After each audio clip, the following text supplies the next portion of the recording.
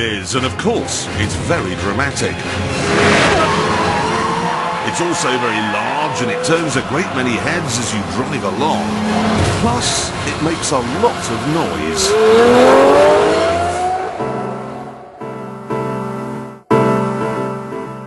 But if you actually look at it, it's not that outlandish. It was actually styled by a Belgian, same chap who did the Audi A2, and there are no big spoilers sprouting out of it. There are no rotating knives. There aren't even any machine guns.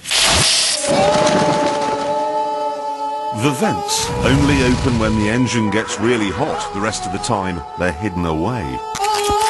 There's a giant oil cooling aperture on one side of the car, but instead of fitting a fake on the other, they haven't bothered. There's no style for style's sake here. And look at the exhaust pipe. It's the same width as the Channel Tunnel, but there's only one, not 17 like you get in most hypercars. You even get a device that raises the nose for going over speed humps.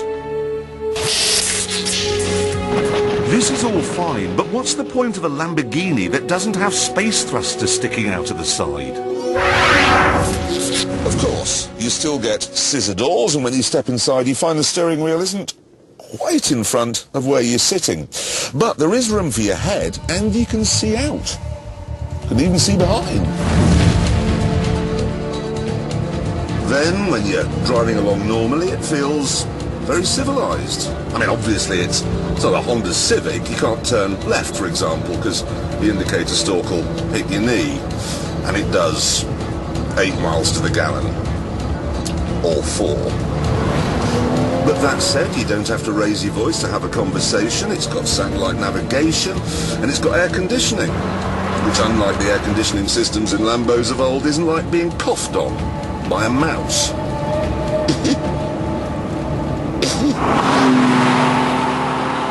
This is all very worrying. You see, it's 8 years since the Captain Sensibles at Audi took over Lamborghini. And now they seem to be taking away its soul.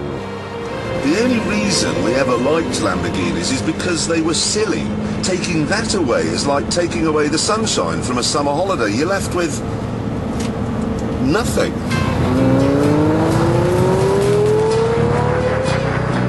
Except for one thing. Audi have replaced the lunacy with something else.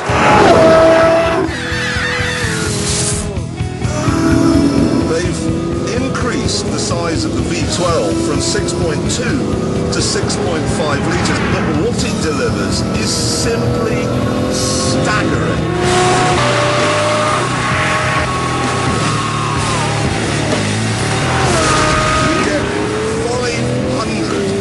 Dioxides and 640 brake horsepower. That's more than you get from a Porsche Carrera GT or a McLaren Mercedes SLR. It's more than you get from a Zonda. The result is spectacular. This is not a light car, but my God, it's fast. Properly, savagely fast. 60 takes 3 and a bit seconds. The top speed is 200 and... Tell you what, let's find out. 160. The fastest anything's gone down here is about 190. That's 200, we're quicker than anything ever. Look at that, 207. 207 miles an hour.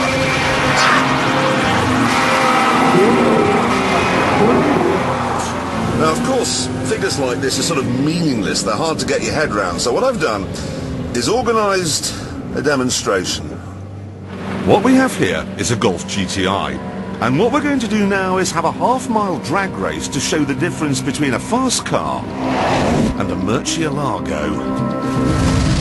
Okay, now this has Formula One style launch control. What you do is you hit the sport button, Murcielago, turn the traction control off, and then floor the throttle. When the revs hit 4,000, the clutch will bang in and we'll be off.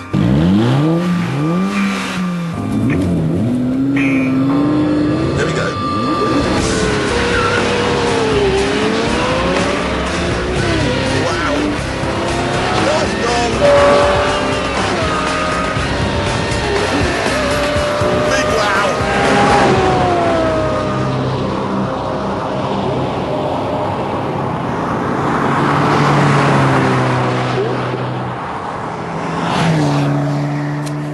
Now you might imagine that this sort of power doesn't come cheap, and there is some evidence to support that if you look at the options list.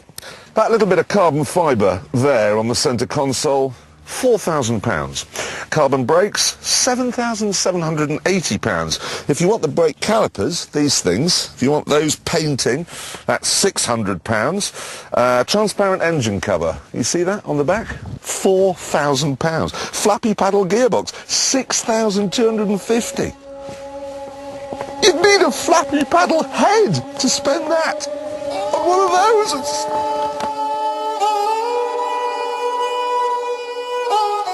But amazingly, the actual car only costs £190,000. That's about half what you'd pay for a normal hypercar.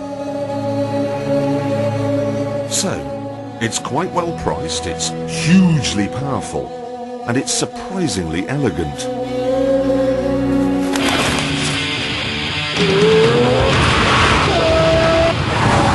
But do not for 1 minute be tricked into thinking that the king of the hypercars has become a supercar. In the twisty stuff, it's still a card-carrying lunatic. You take one liberty with it, and trust me on this, you are going down.